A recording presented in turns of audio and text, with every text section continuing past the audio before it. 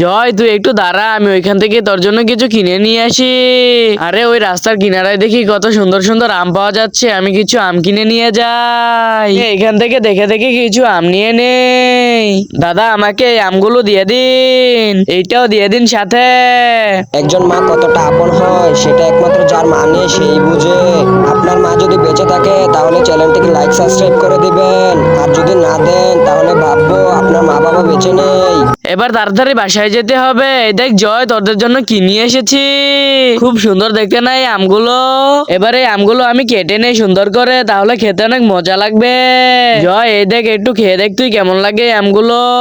আরে বৌমা, আমাকেও একটু দাও আম, আমিও খাই। আরে মাম্মি, আমাকে এটা কেমন আম দিল, এটা খেতে তো অনেক টক। এবার এইগুলো কেটে তার মধ্যে আমি লবণ মরিচ দিয়ে দেই, তাহলে খুব মজা লাগবে খেতে। এবার ভালো করে এটার ভিতরে দিয়ে দেই, তাহলে খুব মজা লাগবে খেতে। এই তো আমার লবণ মরিচ ভালোভাবে দেওয়া হয়ে গিয়েছে। এবার তো এই আমটা খেতে অনেক সুস্বাদু লাগবে। হ্যাঁ, এই আমটা তো খুব সুস্বাদু হয়ে গিয়েছে।